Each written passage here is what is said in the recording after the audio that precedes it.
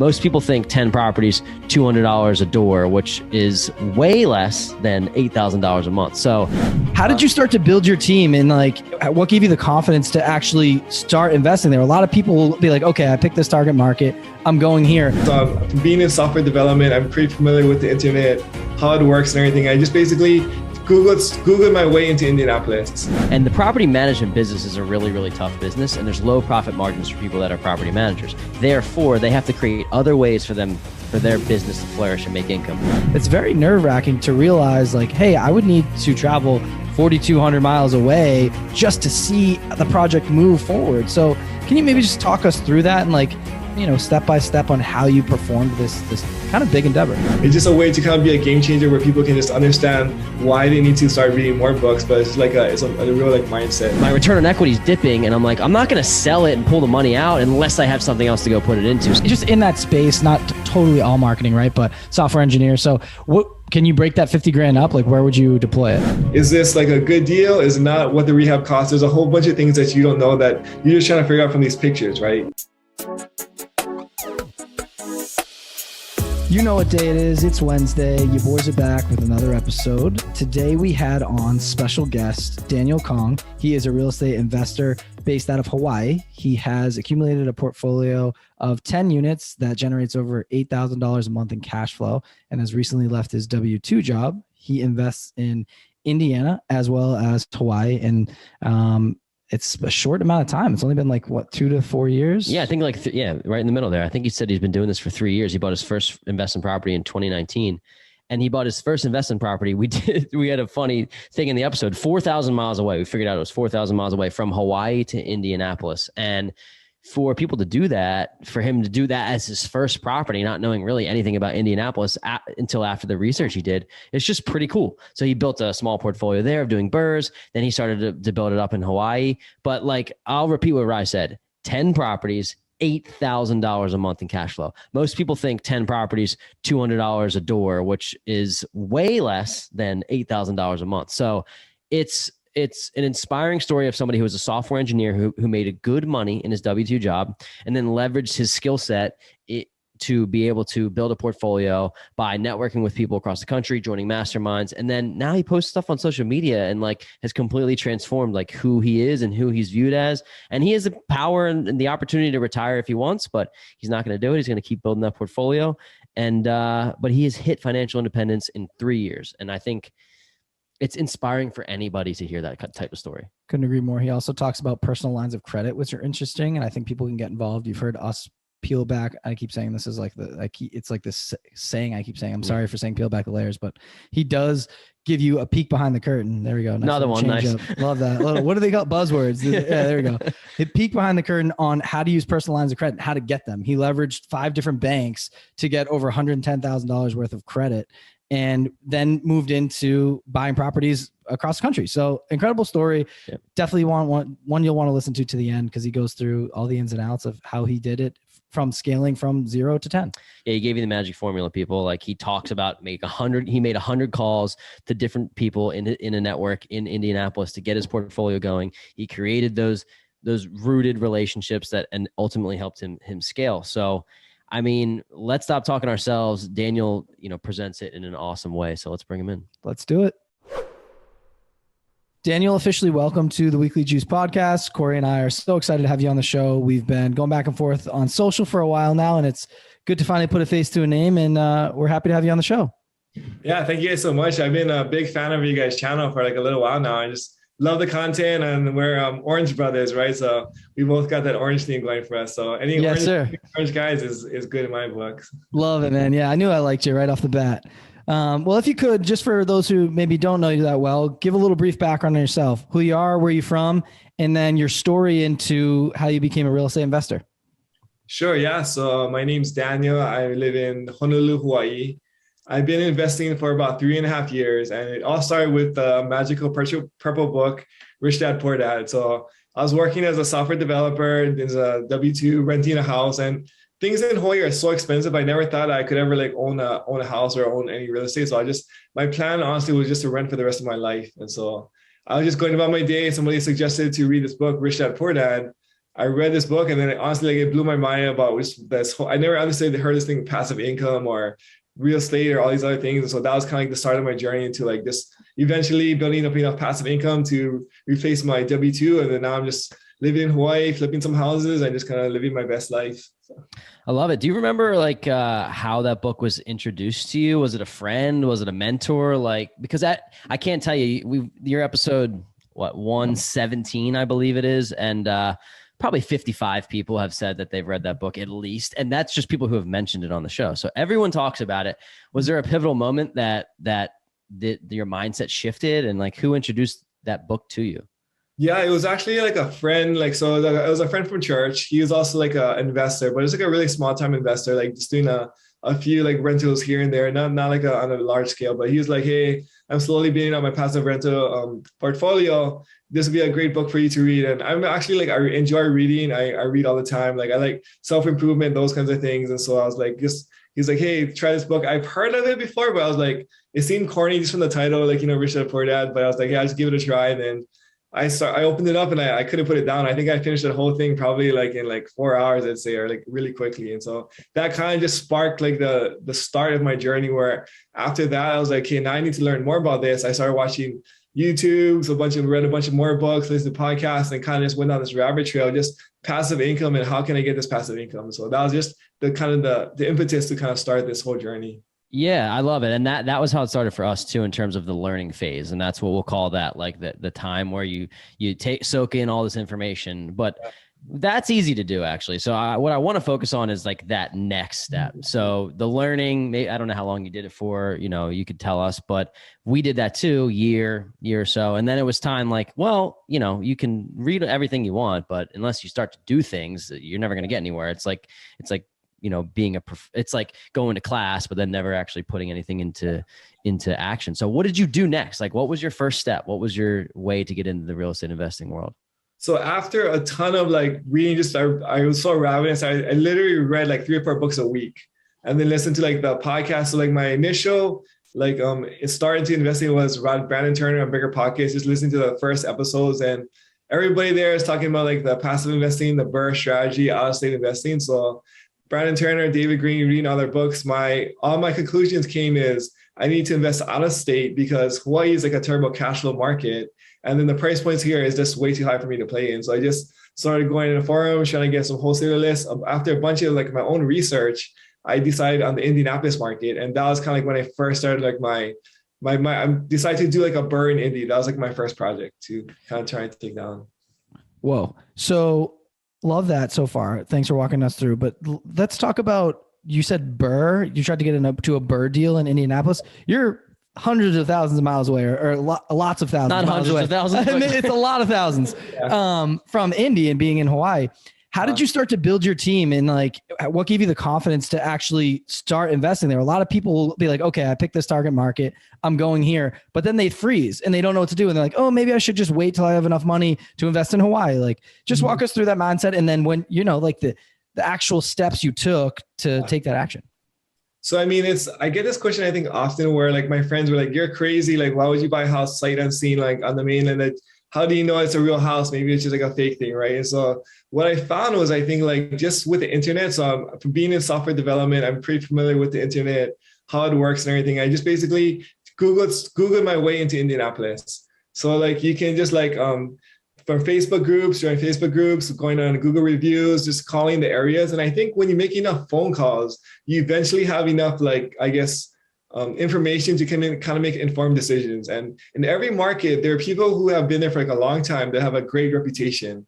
And so when people have been there for like a long time and they have a great reputation, they have something that's like important for them to protect, and they're not going to throw it away for something small. So like, for instance, if it's like a new real estate investor or a new realtor or a new contractor, they don't have like a big stake in the game yet because they haven't built up that reputation over a long period of time. So what I basically did was I made phone calls after phone calls, calling different people, saying, would you recommend? Who do you know? And then once I talk to the person and say, what do you think about this person? What do you think about this person? I basically was on the phone for I answered like 100 phone calls, calling realtors, calling contractors, calling people, kind of building my network by referral, and also kind of like the community that was already there, that people just there's certain names that always kind of came up like more than once, like, hey, like we really like this guy. We have good things to say about this guy. And just from phone calls and the internet, you can really get a good sense of who's real and who we can like actually like work with and you can trust over there. So. That is such good actionable advice. And if it's not a testament to the power of the digital age, right? You're not hundreds of thousands of miles away, but you're thousands of miles away. You're all the way across, you're literally halfway across the world. Like, even if you're still in the United States, you're halfway across the world and you're using this little computer that we have in our pockets, right? Our smartphones. And you're just like, you're calling people, you're making connections. And to be honest, like a lot of people say you have no business investing halfway across the country. Like, how can you do that? And then you're just persistent enough to build that network. And you can do that all without even flying out to Indy. Now, I'm sure you probably have, made trips since then, but to be able to do that from that distance is like, anybody can invest anywhere now. And that is like, that's such a powerful message, just based on the world we live in. Yep. Yeah. Fact check here, 4,270 miles away. So I was way off. I know, it's amazing. Yeah. But so my geography is not the best and I'm a real estate investor. That's classic. But can you talk to, I know you made a bunch of calls, right? And then, you started narrowing down your list. Can you talk about who your key players are on your team and then how you got into that first BRRRR deal? And like, to be honest, I'm thinking about this. Corey and I did a flip, if you will, but we kept it. It's kind of like a BRRRR deal, but we didn't refi at the end. That was really it. And it was in Jersey. It was only an hour away. So we could go down, check it out and be there for a little bit of, each step of the way. It's very nerve wracking to realize like, hey, I would need to travel 4,200 miles away just to see the project move forward. So can you maybe just talk us through that and like, step by step on how you performed this kind of big endeavor? Sure. Yeah. I mean, so like there's the people aspect of it and there's the money aspect of it. So I'll talk about the people aspect of it first, and then we'll kind of get to the money aspect of it. But so the way that we kind of like built our team out there was basically we just reached out to like a bunch of different wholesalers out there and realtors. And when you're on a wholesaler list, you're getting like leads every day. You're just kind of sorting through these things. And the thing is, you want to figure out like, is this like a good deal? Is it not what the rehab costs? There's a whole bunch of things that you don't know that you're just trying to figure out from these pictures, right? So the first thing to do was basically just look at the ARVs on Zillow, just try and see like, what do you think this thing is worth after it's fixed up? And from Zillow, you can kind of get like a general idea of what it is, but you don't know the real intricacies of like the streets and like the different kinds of like nuances things. But in general, you can kind of get a ballpark figure of what it's going to cost, right? And then in addition to that, you also need to know what the rehab is going to cost for like the renovations, et cetera. And so when I first started, I knew nothing about real estate, nothing about like renovations. So I was just kind of like, what should I do? So basically just using Zillow and watching a lot of podcasts and streams about how to count properties, kind of found like what I think the ARV would be. And then I double checked it with like some realtors and investors on the ground. So like in the Bigger Pockets forums, there's a ton of people who are very like generous and giving, and you call a realtor like for like some advice. Some of them they don't want to deal with investors. Some of them like they'll love to share all of their insights. Like, hey, I like this street. This is a great neighborhood. This, what to watch out for. And so just from phone calls with realtors and other investors, I couldn't get a good feel of where like the ARV would be on this property and kind of like the boots on the ground kind of feel for it. And then in addition to that, I need to have some contractors walk through it for me. And so I actually had some investors that I met on Bigger Pockets forums kind of hook me up with some contractors. So that, hey, can you hook me with some contractors who would be willing to walk it for me, kind of give me a bid? Got a couple of different bids for the property to see like, does this make sense or not? And we went through some different ones where it didn't work out until I eventually found one where, hey, the contractor's bids matches the ARV and matches numbers, and it looks like a deal. Like let's pull the trigger. So that's basically how like that first like kind of network kind of started to kind of like build that whole thing. One of the things that I've noticed about trying to invest in areas that you don't live in, and one of the key resources that we found have been property managers. And the reason why that I feel like they're the biggest resource to you is because they are that so-called boots on the ground in different areas. And the property management business is a really, really tough business, and there's low profit margins for people that are property managers. Therefore, they have to create other ways for their business to flourish and make income. And what they do is they become realtors as well as property managers. They become project managers. And then they also help investors find properties that they can then hand over to their project management business to build their own portfolio of properties to manage. Because when you manage 50 properties, it's way less money that you're bringing in than when you manage 250 properties. So how easy is it to go and call property managers in an area that you want to invest in? And they're way more willing to want to talk to you because of the fact that they're like, well, if you're an investor and you're interested in investing here and I can create that relationship with you, then maybe you'll give your properties to me to manage. So we've done that, developed relationships with property managers in specific markets that we want to invest in. And it's a process. You have to build the trust. But have you found that that was one of your biggest key players in the indie market? Actually, like after when I first started, I didn't think of that great idea. So I was asking other investors or realtors to walk it. But after the fact, in my future deals, I did have some of my property managers who was maybe like, once I gave them that property to manage, I kind of built a relationship with them. I said, hey, can you go check out this other property and see what your thoughts are on it? So I definitely did like utilize that, but I wish I did like from the very get-go, like, like it's a great resource to like, they want to help you out. They want to give their opinion on the property or the areas too. And the cool thing is about a property manager is your interests are aligned where they want to have like the least headache property in the neighborhood as possible. Versus when you're the realtor, they kind of more want to just sell the house. So they're not necessarily aligned with like what your long-term goal is, right? But if you're going to say, hey, I want to buy this property in this neighborhood, your property managers are like, sorry, I don't want to like manage this neighborhood, or you got to watch it for this. What did you think about this other neighborhood? So like that really is like, you make sure like your interests are aligned. It helps for you when you're trying to get information or get advice from these guys. Yeah, absolutely. Our property manager called us probably like a couple weeks ago.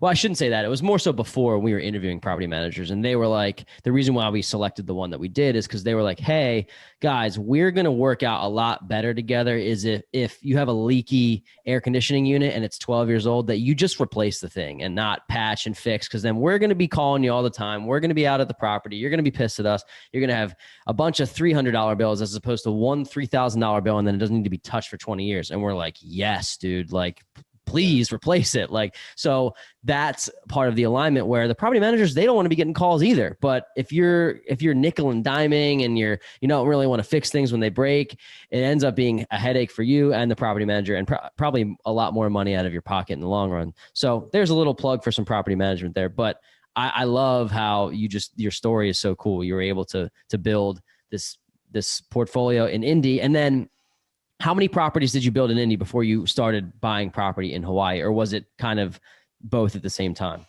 So that first year, I just focused on Indy because I didn't think Hawaii was possible. So we did 6 BRRRRs in Indy that first year. And then like after my thought was like, Hawaii is a great fix and flip market because it doesn't cash flow well, but the prices of the houses are high. So the profit margins are high. So my plan initially was to fix and flip in Hawaii and to fund my BRRRR machine that I kind of had going in Indianapolis. So, but I realized when I first started like my journey into Hawaii, it was like a very different market as far as like the availability of deals, like the things like marketing, et cetera. Like we basically have like no wholesalers in Hawaii. And so like trying to find the deals in Hawaii was like a big challenge. And like what happened was I spent so much time just trying to find the deals that like, that's where I spent like a lot of energy kind of like turning my wheels. But once I did find the deals, I actually got very lucky and I got some BRRRRs in Hawaii, which kind of like supercharged like my growth for my cash flow and like using my W-2. Very cool. I know we talked about kind of like building your network and building your team and kind of like getting yourself off the ground. Let's just say in Indy, right? Your initial story. Then there's another half of the story is the financing part. So can you talk to that about like, let's just go back to your first deal. Can you speak to kind of the numbers on that first property and how you got in? I think people get so excited when they hear how other people got in, and then that first deal kind of helps you snowball to the next, and then you can scale. So if you could talk to the numbers, and that would be in like the analyzation, all that stuff would be awesome. Yeah, sure. So in Hawaii, we have these things called personal lines of credit, where like you can go to a bank and say like, you show them your debt to income ratio, your DTI, and your credit score. And they'll give you between like 15 to like 30 grand and just like a line of credit that's like not tied to like any real estate or anything. Yeah. So then like what I did was like, when I first started, I didn't really have any money, but I was like, I had a good credit score and I had like a decent job. So I had like a good DTI and a good credit score. So I went to like, on one day, I hit like 5 banks in like this one area. They call it like Alamoana. Basically there's like what in town, there's like 5 banks, and I applied for personalized credit from every single bank. So when I'm applying for the line of credit, basically when they pull my credit score or my credit report, I have no other debts that's associated with it because I haven't taken out any of the lines of credit yet. So on the one day I applied for all the 5 different lines of credit, and I got like 15, 20, 30, 15, 20, like different like small little lines of credit from all the different banks. And then I started off with like basically like 110 grand in just lines of credit that I could pull to try and do my first deal. So Wow. I did that. And then the second thing I did was I had a 401k at my company and I borrowed against my 401k. So if you take out money from your 401k, like if you take it out, you got to pay all these taxes and penalties, but you can borrow from your 401k with no no penalty and no repercussion. So I borrowed, I think like 50 grand from my 401k, and then I had 110 grand in lines of credit. So I had 160 just like to cash just to kind of start and fund my first deal, do my first journey. And so first deal. Well, I was curious about the personal line of credit real quick. What type of terms are on that? So it's typically like it's a bank specific product. So it's not like Fannie Mae or Freddie. It's just like this bank decides they want to offer like this product to the people. And so when I was doing it, there was some introductory terms of like 3 and 4% like for like the first year, and then it goes up to like market rate like after like the next year after. Some of the other ones I had was like 7%. I think the highest was like 9%. But the way like lines of credit work is like you take the money out and you only pay interest on the money that you have out for the time you have it out. Once you put it back in, you're not paying any interest anymore, you know? So like, it's a great, like short-term loan where you can like pull money out and then put it back in. So it's kind of similar to a home equity line of credit, a HELOC, which and we took out HELOCs for a number of business ventures, one including trying to buy some more real estate. And we realized that you can kind of negotiate the terms later down the road. And then also, you know, let's just say you have 100 grand to play with, you take out 50, you pay back 25, and then you can always kind of use that line of credit as it's kind of sliding as depending upon how much money you take out. So it's we found it to be great. I realized that a lot of people got hurt on lines of credits in like 2007 because they way over leveraged. But as long as you have cash flowing assets to pay it back, we're really big fans of them, and we use them for some e-commerce, some automation, and then also in real estate, all things that pay us every month, and that's how we're able to pay these things off. So, personal line of credit sounds very similar. The key is to buy assets, not liabilities. Well, that's exactly right. And here's the thing. What a lot of people do with home equity lines of credit is they're like, oh, I want to redo my bathroom, or I want to redo my kitchen, or I want to put a renovation on my home. And it's like, well, if the amount of money that you were making passively or actively is not then bumped up after the line of credit, all you're doing is adding another debt service to your already existing debt. So it's like essentially upgrading your lifestyle and buying a new car. It's the same exact thing. So we look at it as people are like, well, you know, why would you take out a home equity line of credit or refi? Like, why would you do that? It's because your return on equity on these properties, as you have them for a long enough period of time, starts to get lower and lower and lower. So use that money to buy more money as long as your cash flow is increasing. And that sounds like exactly what you did. I think that's a great point. I mean, like it's the big thing is don't buy liabilities with your line of credit, right? Take it out to buy like a cash flow or an asset or some kind of cash flow. And one of the crazy things about here in Hawaii is, so the line of credit is basically, it's the personal line of credit is not tied to an asset, but then the home equity is tied to an asset. But whenever it's tied to an asset, you can take out a lot more, right? So like for our fixed asset projects, we'll typically offer our lenders like, let's say 12% annualized on their money, right? So, but a lot of people in Hawaii have these untapped lines like equity in their houses that they're not using for anything.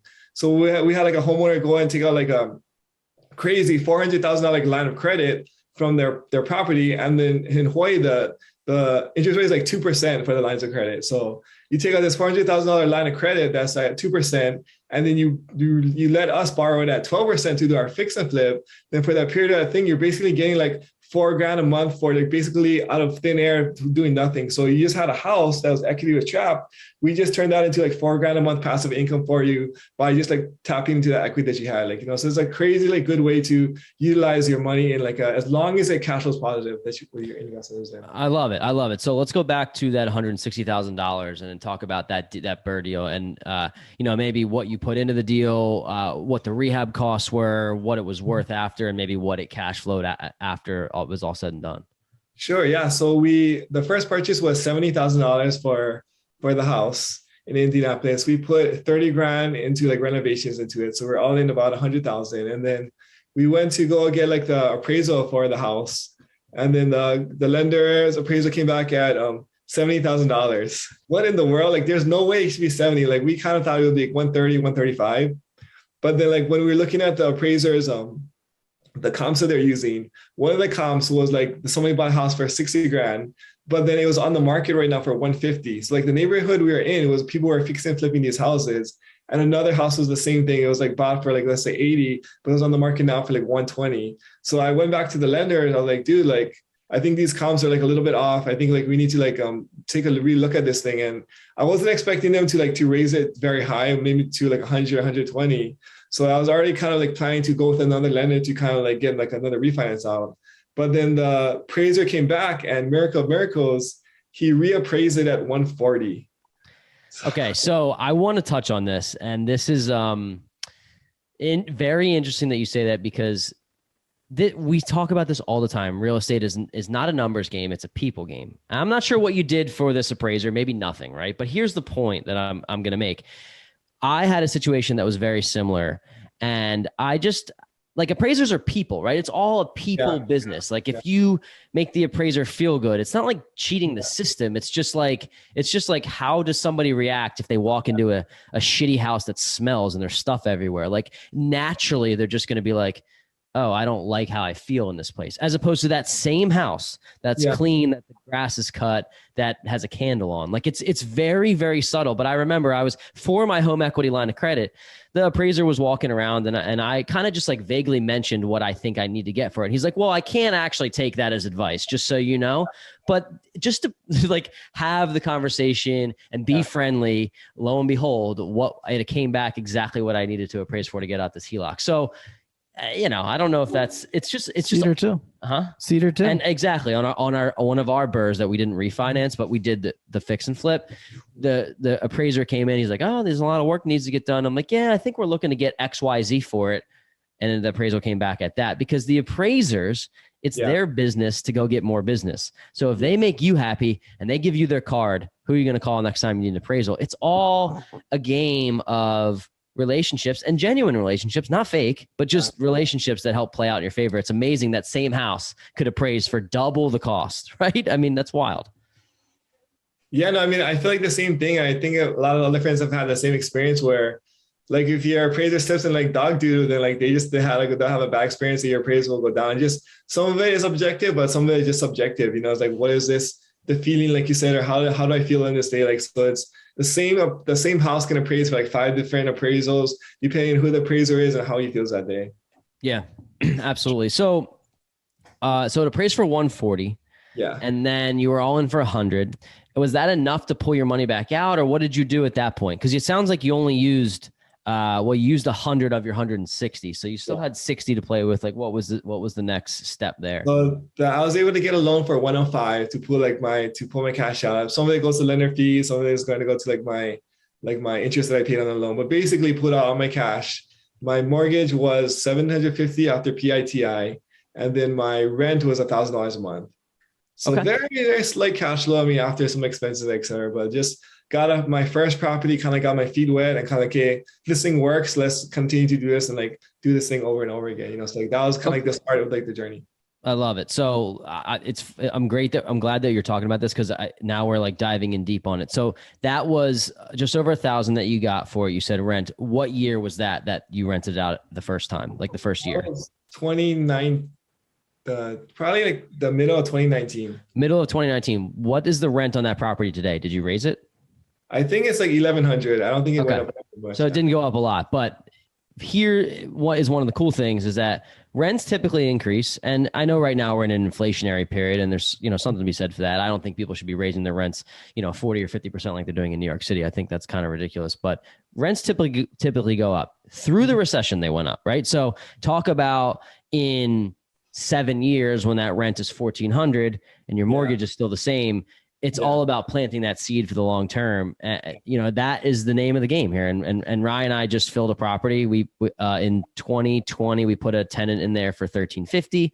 It was at the top of the market, and right now we had 12 showings in 3 days for $1,545. Right, that's $200 more, and that's a duplex. And our duplex, our mortgage is $1,100, and we rent it out for $2,500. It could be $3,000 if we did both sides. One of them is on Section 8. You can only raise it a certain amount.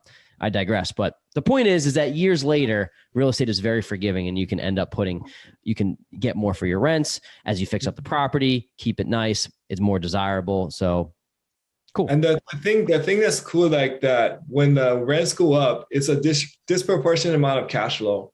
So like, let's say like my rent is $1,000 and my PIT is 750 after property management and everything, maybe I'm making like $50 a month, right? So like that very little amount. When my rent goes from 1,000 to 1,100, it turns from 50 to 150, which is a big difference in my cash flow than just like the 1,000 to 100 to 1,100. So like that's another thing where every time that your rent goes up, it's just pure cash flow that you're getting versus like all the other parts that's involved, you know? Yeah, absolutely.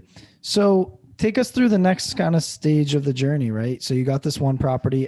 Can you talk us through scaling this thing? And then I know you're at 10 at the moment. I want you to eventually get us to the Hawaii properties as well, if you could. So, I mean, it was just like there's also a small hack on how you can like refinance your things out before 6 months that I learned on BiggerPockets. And so just basically we were able to do like using the same amount of money, kind of do like the 6 in Hawaii 6 in Indianapolis that first year. And then after that, we were like, hey, like, let's try and do like some fix and flipping in Hawaii to fund this machine that we kind of had going. It's like, it seems like it's pretty like a standard. You buy it, you put some money into it, you finance that and you hold it, right? So like, I feel like if I can get like 100 of these or like 100 of these, like $100 a month, like guys, and I'll get like $10,000 a month in passive income. Like, I just need to keep this machine rolling inside of Indianapolis. But what happened was when we went to the whole Hawaii market, I got very lucky in a few deals that just like create like an extreme amount of like high cash flow in as far as like the deals go. So like one of the properties, like it produces like $4,000 a month in passive income. Another was like $2,000 a month in passive income in Hawaii because of like the amount of like equity and also like the way that we rented it out, like how that works. So like that's basically how we were able to kind of scale into like the leaving my W-2 was like a really big chunks of passive income inside the Hawaii BRRRRs that we did. Was that by renting it by the room? How are you able to get a $4,000 a month in cash flow on a long-term rental? I mean, it's to us, it's like, it's pretty unheard of. Like, I don't know if I've ever heard anybody doing that. Is it rented by the room? It's actually like, so we have this thing in Hawaii called like monster houses, where they're just like these giant houses that are kind of split up into separate units that you kind of rent them out separately. But the house that we bought was like, one of the houses we bought was like a 10-bedroom, 5-bath house that we could turn into like a 4-2, a 3-2, and a 3-1. So then basically they all had like separate entrances. So it was basically like a triplex, but then for all intents and purposes, it's kind of like a single family home. So we were renting those out like separately. So you got $3,000, $2,500. So you're getting like $8,000 total in like gross income. And then like our PITI is like $4,000 a month, so. What would you attribute the way that you went about finding these properties? Was it the same system that you used to try to find the ones in Indy? Is it just the relationships you've created with realtors? Because it sounds like those are like really hidden gems. And I know how expensive real estate is in Hawaii. I imagine that there's 1 billion people looking for these properties, or maybe not. You tell me. It was also like in the beginning, when I first started looking in Hawaii, like none of the deals on the MLS or on the realtors like made sense. And then like, there's no really wholesalers over here. So I was like, hey, I just got to do like my own like marketing off market. So I just basically kind of built like a small little off marketing machine, did some website stuff, some PPC, some SEO, some direct mail, and just started to do like marketing to sellers directly to kind of have like that direct connection to a seller to kind of negotiate some of these things down. So basically just found situations where it made sense for us to buy at a discount for whatever reason that like they were in. And it's like we were able to get some good deals from this. Yeah. Very cool. You use your knowledge from your W-2 to leverage to your personal life, which is amazing. A lot of people use like PropStream, Deal Machine, and they kind of finagle their way and build the system, but you built your own, which is incredible. So kudos to you. You used your education, put it to use. And then look at you now, 10 properties over, what do you say? Just about $8,000 in cash flow per month. And you left your W-2. So, and financial freedom, or financial independence. That's amazing. I want to also talk about networking too, right? You've talked about that a lot throughout the episode. Can you talk to the importance of networking and also like mastermind groups? Corey and I have toyed around the idea. We've talked about it a bunch of times, joining a mastermind group. There's so many out there. I saw you had a couple videos with Steve Rosenberg. We've had him on the show. He's an awesome dude. But just to talk to the power of networking and kind of how it helped you scale up.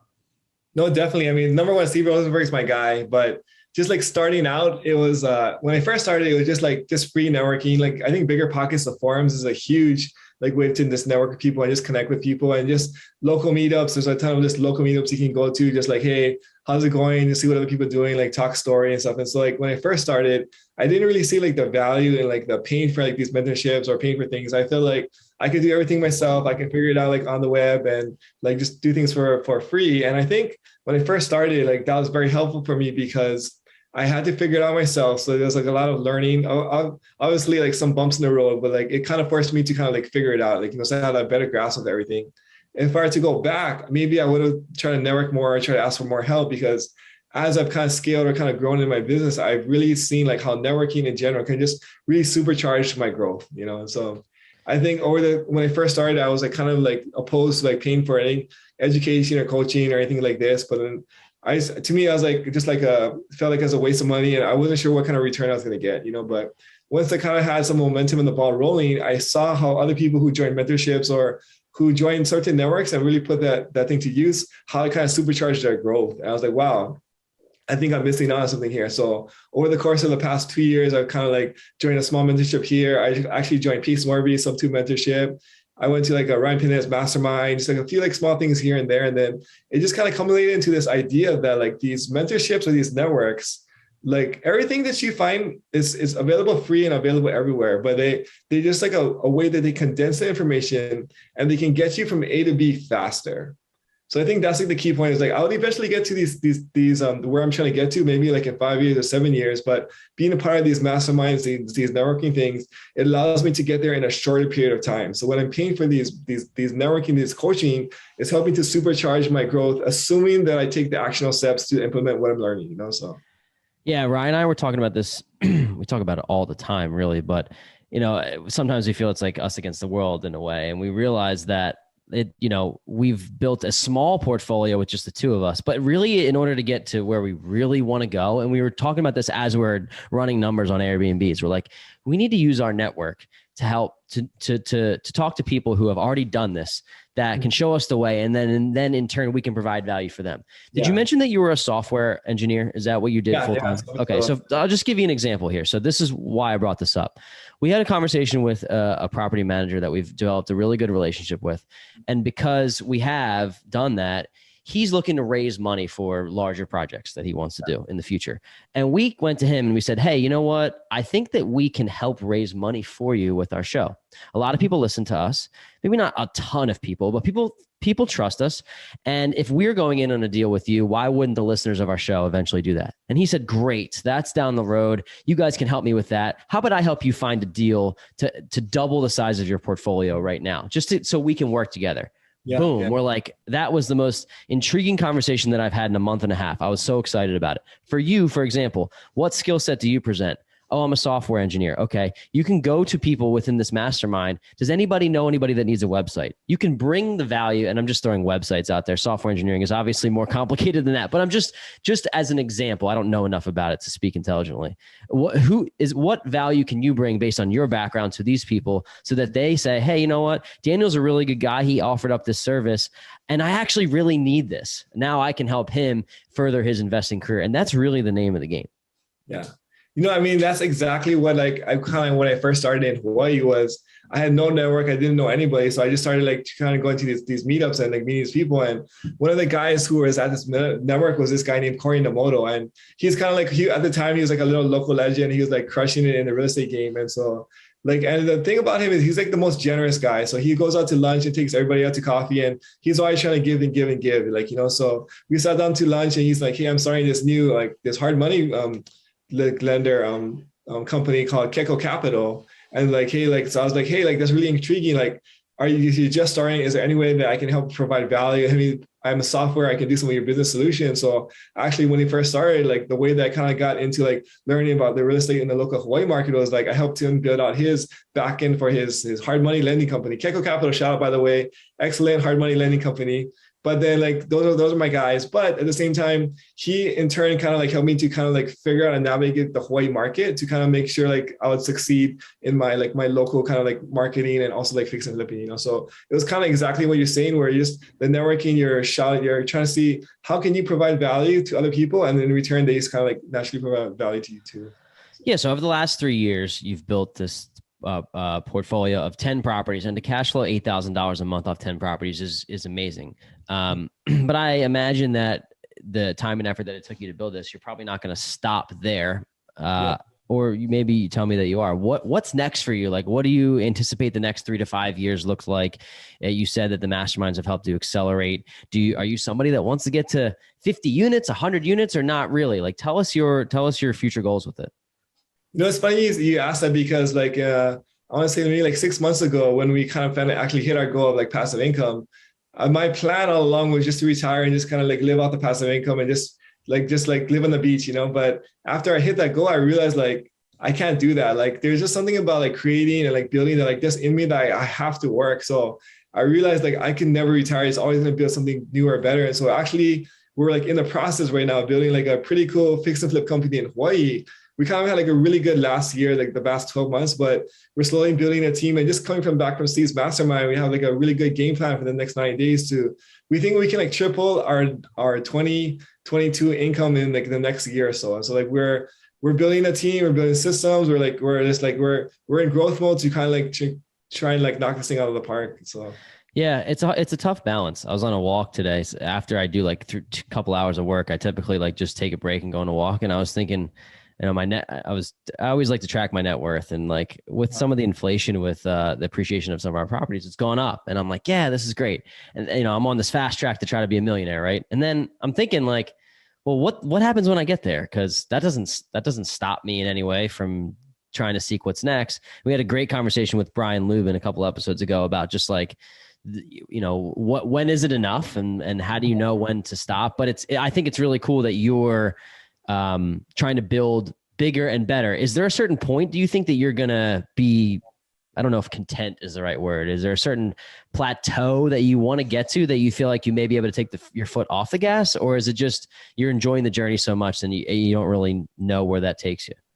I mean, this might sound like a little crazy or like a little bit lofty, but I have like a 10-year plan to get to 100 grand in passive income monthly.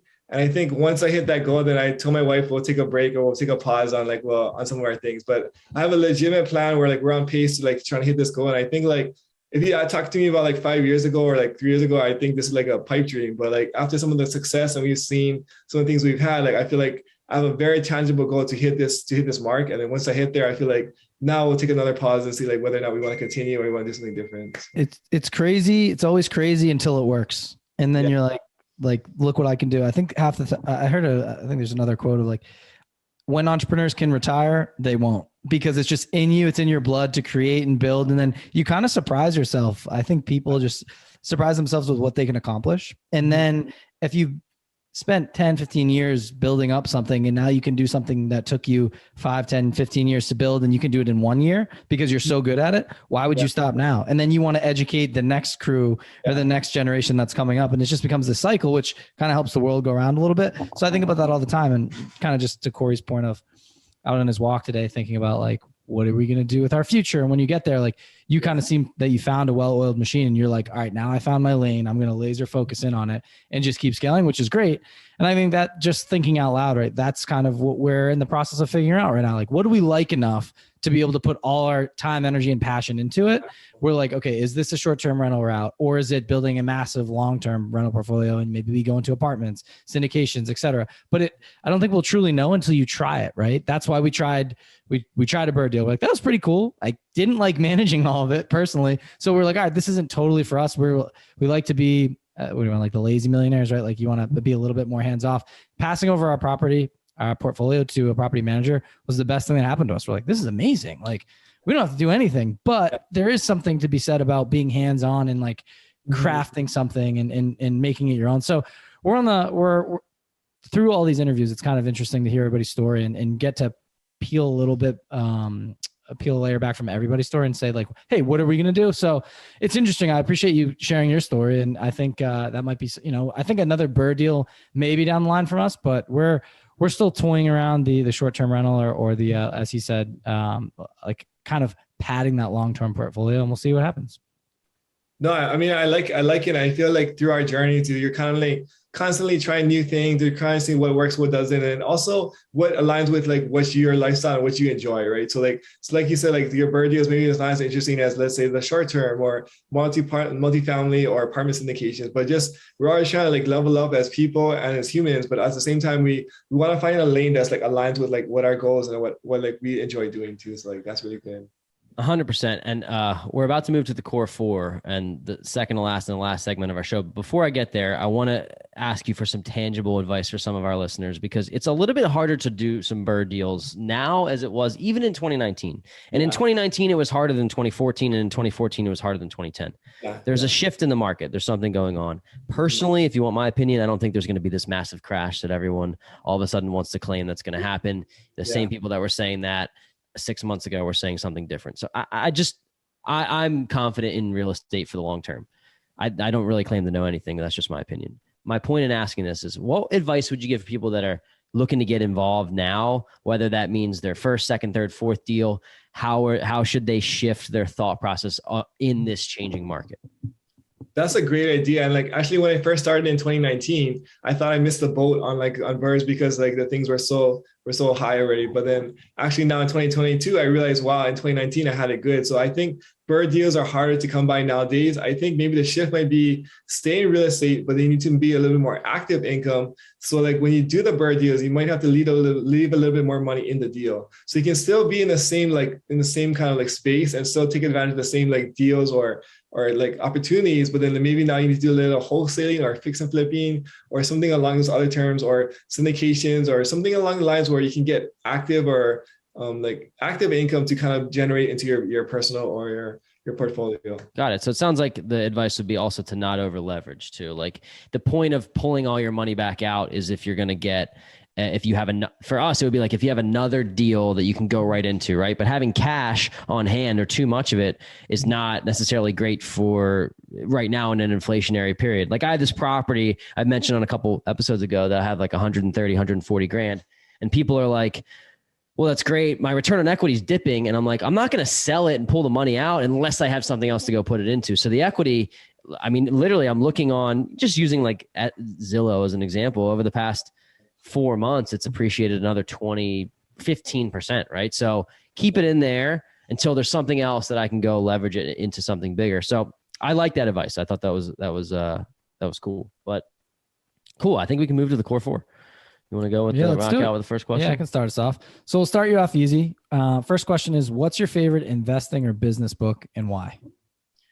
I mean, I hate to say it, but I think like Rich Dad Poor Dad, I think it's like when people ask me for like a book to read to get started, like it's not very practical, but it's like a huge mindset book where it kind of starts you in the journey and it kind of gives you the fuel to read the other books, I think. So it's just a way to kind of be a game changer where people can just understand why they need to start reading more books, but it's just like it's a real like mindset kind of book to read. Couldn't agree more. And I think it's like that introductory book, right? That like sparks the light or the flame, right? And you're like, whoa, like this, now I need to start moving and I'm starting to think differently, right? My eyes have opened.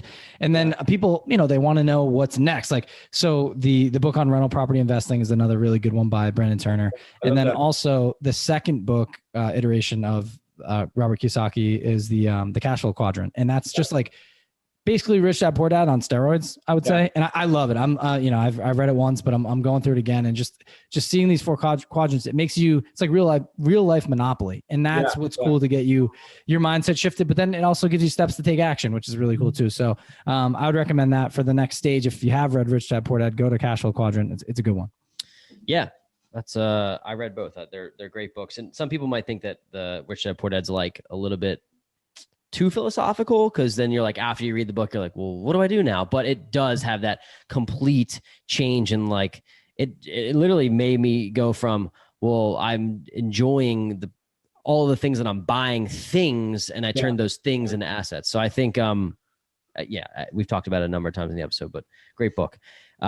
Question 2 is, if you had $50,000, this might be 3. I don't know if it's 2 or 3, but we'll switch it up. If somebody gave you $50,000, let's say Ryan, I gave you 50 grand today, it's probably worth less now than it was a couple of years ago. But what would you do with that money? What would you recommend if somebody had 50 grand that they do with it today? Mm-hmm.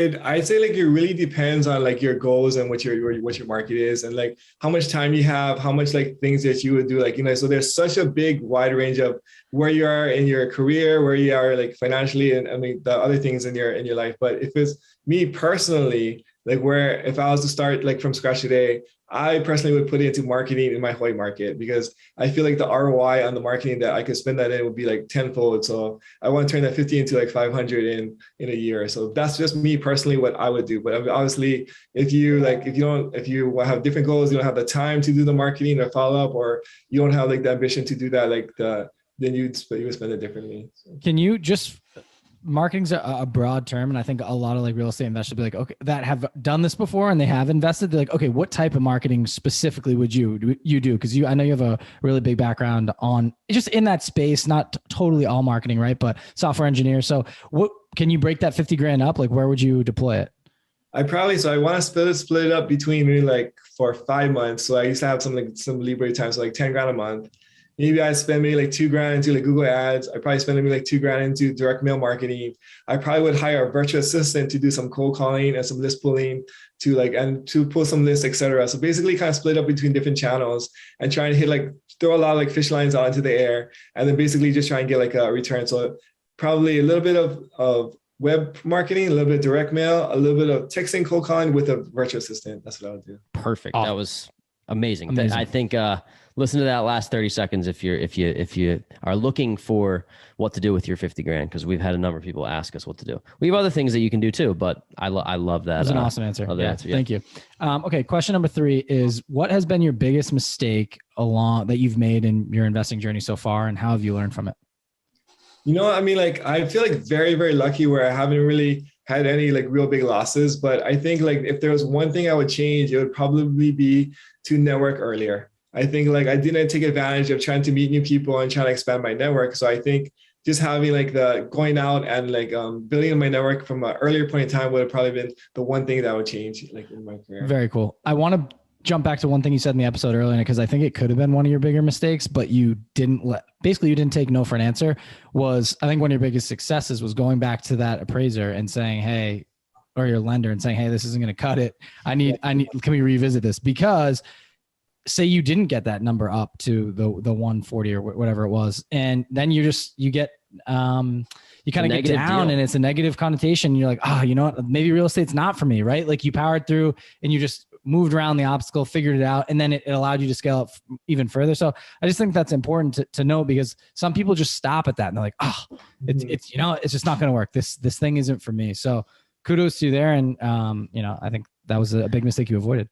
Yeah, I love that answer. And I had not the same thing happen to me, but I remember when I bought my first investment property, the amount of things that were going wrong with this property, like I lost in cash flow for 2 years. And if you look at it from just that in the moment perspective, you're like, well, real estate investing doesn't work. And I'm like, I have $2,000 coming in on rent and my mortgage is $1,200.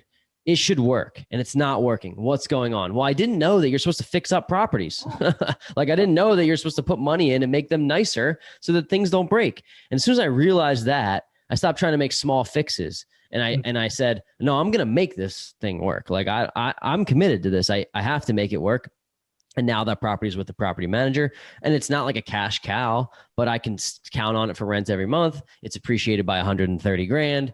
And I'm now going to be able to sell it or pull equity out of it to go buy something bigger. So similar to your story in the sense that like, you kind of just don't take no for an answer, and you just push through it. And the other side of doing all the right things and like stacking the wins, the small wins, like fixing a heater, putting a new air conditioner in, putting a roof on a property, fixing the water problem in the basement. Eventually you run out of things that are going to break if you actually fix them the right way. And that was kind of just what happened. So I love that answer. I'm glad that you didn't make any mistakes and, or any big ones. Mistakes. I just didn't get like burned very hard. So yeah, exactly. I'm sure you made some small ones, but yeah, if you lose like 100 grand on your first deal, it probably is not the best way to go about it. But I think it's me, dude. It is. Yeah. And take it away. Question 4. So Daniel, you've been doing this for 3-4 years, and it's difficult. Like what you do, you know, you make it sound easy. $8,000 of cash flow of 10 properties. It's pretty cool. You're in a great spot. But like, why do you do this? What do you like? What do you want your legacy to be? What's the point of doing this, this journey and chasing financial freedom for you? You know, it's like, I think it changed or morphed over the years. When I first started, it was very selfish. I just want to retire. I just want passive income, and I just want to like live my life on the beach. That was like my initial thing. But as I kind of like went along this journey, I realized like the amount of impact that I can make in other people's lives, both monetarily wise, both education wise, and just like relationship wise. And so like, it's been a very fun journey to really like to help other newer investors, help other people with some of like the money that we're able to like to donate to charities or different kinds of things. And also just kind of impact like these homeowners' lives who are like, we're solving like a lot of these problems that other normal people wouldn't take on these challenges, but we're down to like take on these challenges that other people won't take. So I just think like it's over time, it's kind of morphed into like enjoyment of just building like a legacy for my family, but for the people around me, and just to try to make the world a better place. I know it sounds corny, but like it's true. Like it's just how it morphed into like, it just enjoy like the whole process of just becoming a better person, making the world a better place. It means you're a good dude. It's not corny at all. It's not corny. I was thinking like when I was on that walk today, I just realized like a kid asked me for $3. I don't know what he needed the $3 for. I never carry cash on me. I happen to have cash. I gave him $3, and he was a kid, and I think he wanted to like buy candy or something. And I just felt, something small. I just like that little thing. It made him feel good. It made me feel good. Who knows who he smiled at or helped later that day, in the spiral effect of people just helping other people. And I like that you're putting social, content on social media that's helping people. All of that makes an impact. I can't tell you how many people have reached out to us just being like, hey, thanks for that post that you made. This helped me take this action, or the conversations that we've had with people that have listened to the show. The small things that you do to help other people's. I fully believe in the karma of that. So. The more good you do, the more good you want to do. It's the weirdest thing. So for example, this is a very small one, but we were away this weekend, and there was a bunch of little girls running a lemonade stand. Super basic, but I'm like, hey, that's the young entrepreneur. Like, they're out hustling at age 7. I don't know how old they were. And I was, we just went, tossed them a $5, grab the lemonade, act like you love it. Yeah. But then that keeps them going. They get so excited. There was another group down the line. They were making bracelets, and they get the $1. Like, it was $1 for a bracelet. These little rubber bands. Like, it took, probably didn't take that much effort. Yeah. They got the $1 and ran away as fast as they could, so excited, all hugging each other. And I was like, that's what it's all about. And just like, I think about just attributing that to like us as entrepreneurs. Like, once you scale this thing up, we can give even more back to other people and motivate them to change their lives. And I know that was a very small one, but there's tiny little things you can do on a daily basis to make someone's day better, right? And it can even go to something we talked about before, is you're in a drive-through line, right? And you pay for the person behind you, and then you look in the mirror. Obviously, it makes you feel good, but how jacked are they in the mirror? They're like clapping and like trying to wave to you. Just that's the stuff that gets us going, and it makes the world a better place. So I love the legacy question. We've actually had a bunch of people we've been talking to about new investment opportunities, and they compliment the show, and it's really nice. But they say their favorite part has been the last question of like the legacy piece, to really get to know people and like how they tick. And I think it's just a tribute to this, this movement. A lot of people are doing it for the right reasons and unselfishly. So kudos to you, and never say it's corny, because I think that's amazing, man. What you're doing is it's incredible. So good stuff. Appreciate that. Thank you, guys. Yeah. So we've made it to the last drop. And the last drop's the last segment of our show. And what we want to ask you is, what advice would you give your younger self if you could go back in time? We didn't get your age here, but I imagine you're not 18. So let's say you could go back to your 18-year-old self and look Daniel in the mirror. What would you tell him? I would probably tell him like, dude, you need to get into real estate investing. But I think like the biggest thing is like, I feel like I've always been an action taker. I've always kind of like got after it. Just like the vehicle that I was in, like, or the focus was just like, it was like just different vehicles. And so my passions over the years were things like, let's say like jujitsu or software engineering, or like helping with like our youth ministry. And not all things are great, but I think like if I was 18 and I could just put my focus into like real estate investing from the beginning, the legacy or the thing that I could build like today, like now, would have been far greater than what I've done so far. Like, so just, I think just choosing the right vehicle makes such a big difference in where you put your time, energy, and your focus. So Yeah, I think that's great. But I also think you could give yourself the option to change your passions, and that's a cool thing too. The fact that you have jujitsu as a passion, software engineering, those things kind of make up you and brought you to where you are today. And I have fully allowed myself to be okay with like, you know what, I don't love this as much as I used to love it anymore. And sometimes it's sad when those passions fade and like,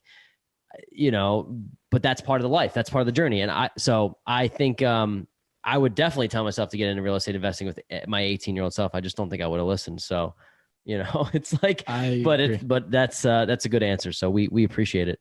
And Daniel, it's been a pleasure. So we want to thank you for coming on. What's the best way for people to get in touch with you? Probably my Instagram, Daniel Kong 808. So follow me and hit me up on a DM. I always answer whoever wants to like chat. So always down to partner, down to like to network, down to like see how we can help each other out. So love it, man. Thanks so much for coming on. We really appreciate it. It's been a cool conversation.